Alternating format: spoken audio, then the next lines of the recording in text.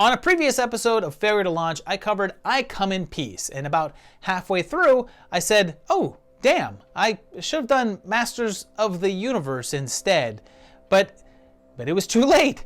So you're now getting both. It's now Dolph Lundgren to launch. You would think that with as massive of an IP that He-Man is, that there'd be a handful of movies at this point, but no, there's just one. But who has the power to figure out exactly why we haven't gotten 3 to 4 sequels by now? Who? You're gonna make me say it, huh? Okay, well, me. I have the power. So I guess that I should first explain what Masters of the Universe is, just in case there's like 2 or 3 of you that aren't aware. MOTU began as a series of action figures back in 1981 that were accompanied by a bunch of mini-comics that fleshed out the backstories of the characters. It was a huge success, and after 2 years, a cartoon was launched, and that's when the line really exploded. I mean, the toys had a daily half-hour commercial and was one of the first syndicated cartoons that ran all through the week instead of just Saturday. He was a household name, and everyone was familiar with these characters and this world, so of course a movie was a given. Then, in 1987, that happened with Masters of the Universe from Canon Films, the notoriously scandalous company that basically ruled the 80s genre scene. Directed by Gary Goddard, who made this and then basically just like went away, it starts off being Superman.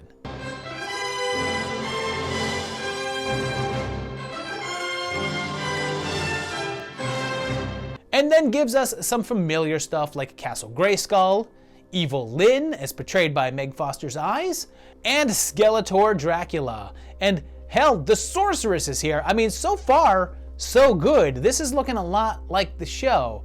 And then we meet Ivan Drago as He-Man in an outfit that's, I mean, it's not far off, but did you expect He-Man to rock a mullet?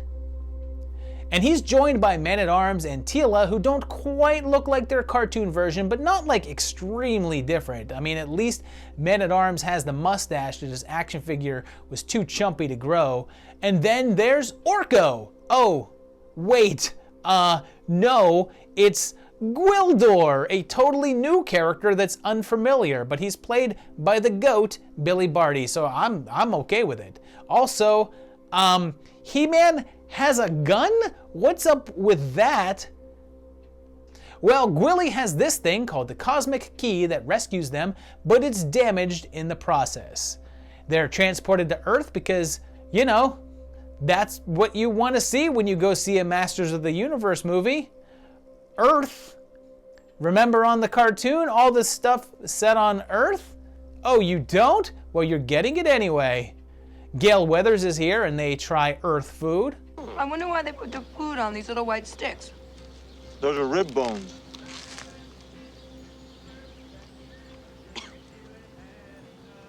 Wait, how does Duncan know that? He seems to know right away, so why wouldn't Teela know? Anyway, Julie's parents died recently in a plane crash and they find the key, then activate it. So Skeletor sends his crew consisting of, Blade? Saurod? Okay. Oh, okay. Beastman. But then Karg? Seriously, you're giving me 4 baddies and only one of them is familiar? What the hell, movie? Lynn doesn't even go with them. I mean, I guess Beast looks okay, but I'm not sold. But then Mr. Strickland pops in, and yeah, we spend a hell of a lot of time on Earth, with short stops back to Eternia, like when Skeletor kills Saurod. Oh no! Not Saurod! Everyone's favorite character, Saurod! Why? They then just spend a bunch of time on Earth, getting in battle to battle, with even Skelly making it Earthward, capturing He-Man, and using the Sword of Grayskull to gain godlike powers. But the rest of the crew uses the key to get back to Eternia, and thankfully godlike powers obviously just means that you can shoot ray beams out of your fingers and really nothing else. Eventually he says it,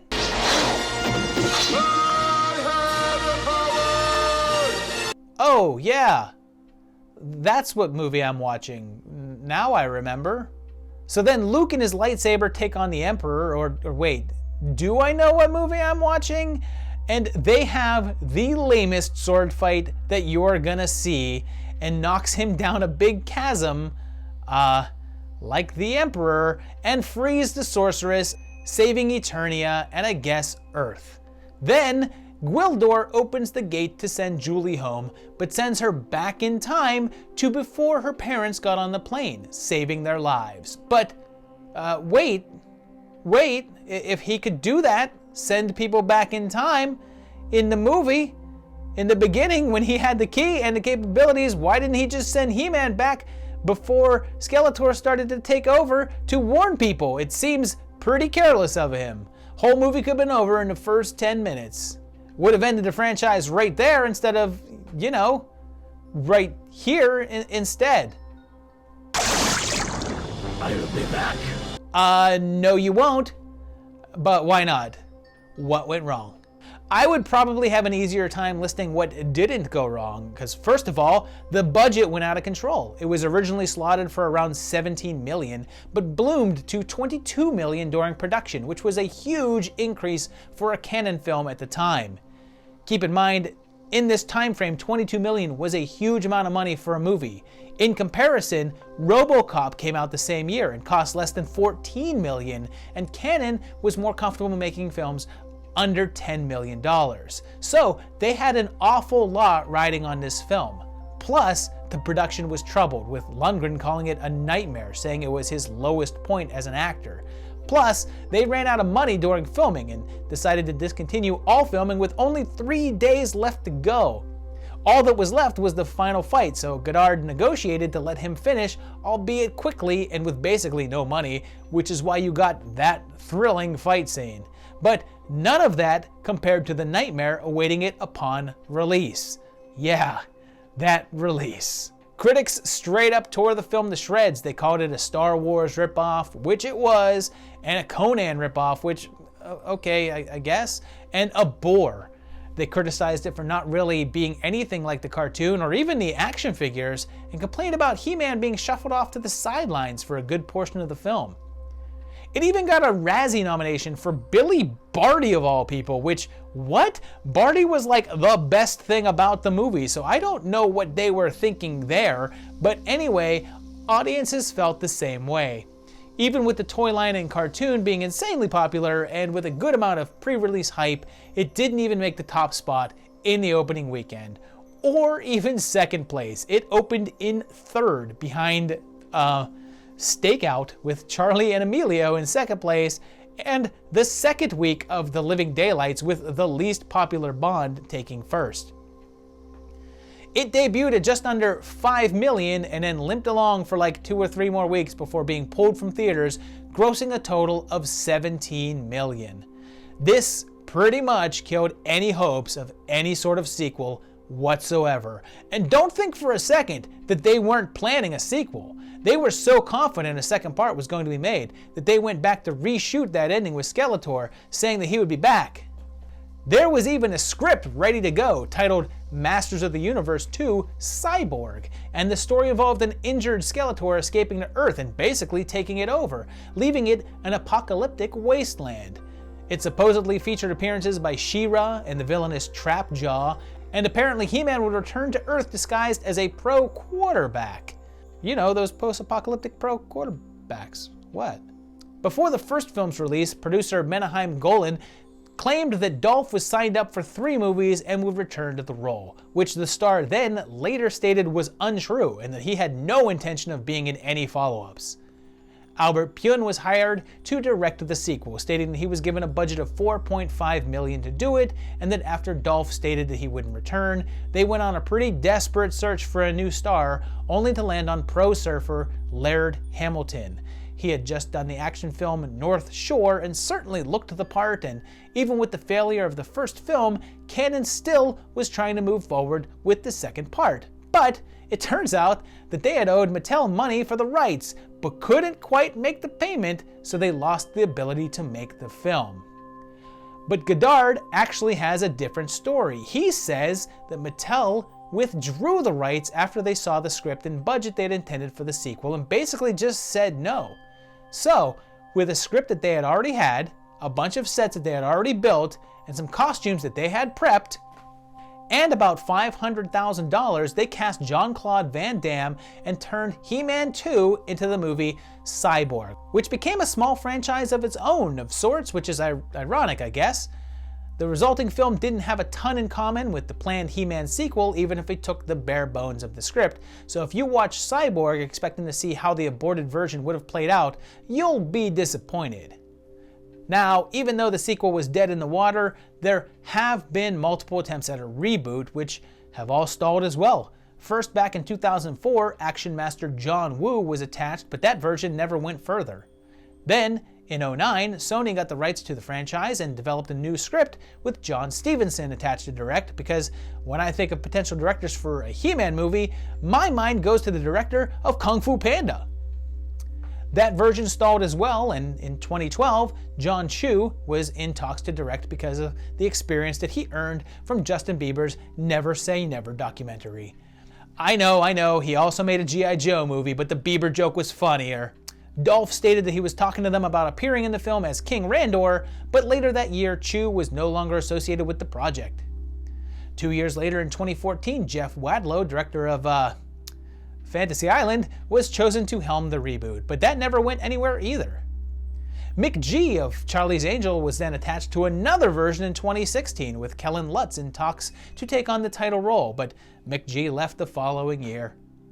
David Goyer, who was working on the script for that version, was then reported to be directing as well, and guess what? Yep, didn't happen.